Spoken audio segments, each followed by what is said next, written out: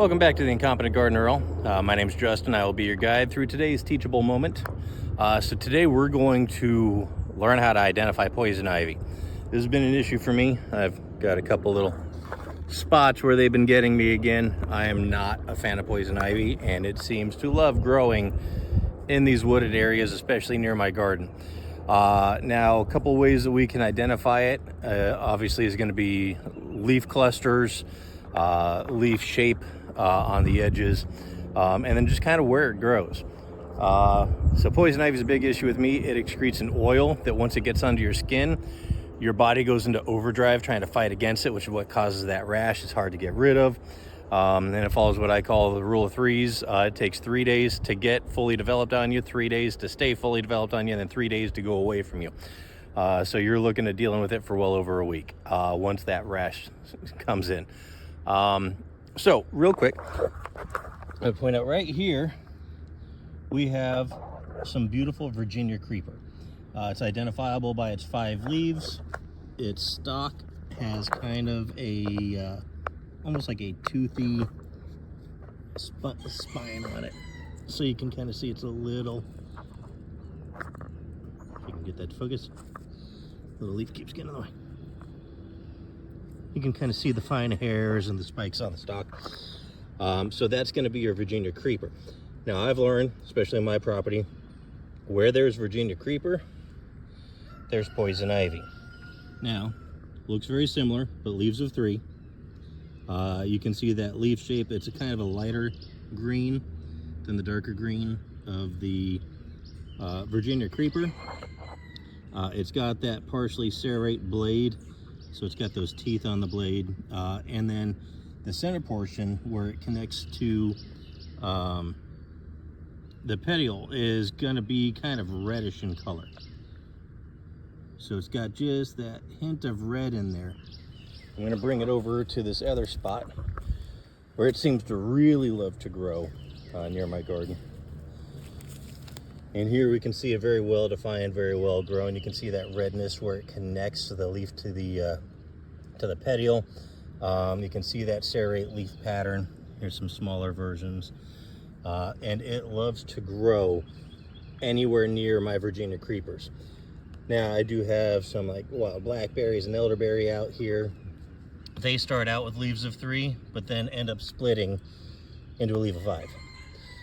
So they're okay, but these guys, oh, this is nature's a-hole right here. I am not a fan of it. I have a very bad reaction to it.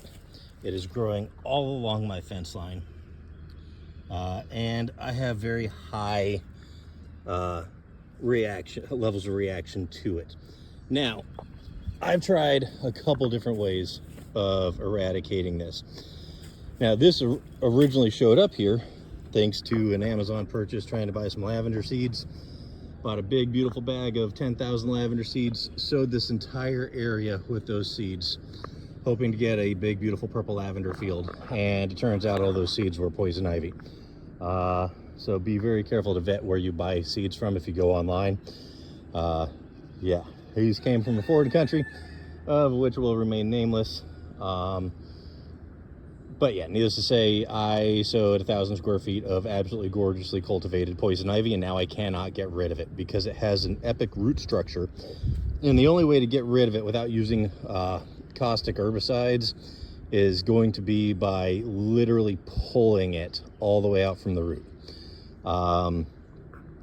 It now tracks all the way down this fence line, all the way down the fence line, past the rabbits, past the chickens, into the other side of the property. And it loves the wooded areas. Its root structure loves the sandy loam soil that I have here because it can grow rapidly and move out quickly and expand. So far, this is as far as it comes. It goes to the wood line and then out to here and then along the fence line, both in front and behind the backyards. So it actually goes past the composter. It's all over my composter, which makes it an issue. That's why anytime I have to deal with it, wear gloves. But that's how you're going to identify it. Look for those 3 leaves, that reddish connection in the center. Those leaves will be partially serrated. They're going to have like 3 or 4 teeth on them, as you can see on the edges. But yeah, the leaves of 3, leave it be. I tried to purify by fire. Big mistake, because when you burn it, yeah, it gets rid of it on the surface, but then all of that smoke and ash becomes a lung irritant if you try to breathe it in. So I do not recommend burning it. I learned that one the hard way. So anyways, that's how you're going to identify poison ivy in your garden or on your properties. Again, if I see a Virginia creeper, I'm pretty certain poison ivy is going to be nearby. Let me know if you have any questions.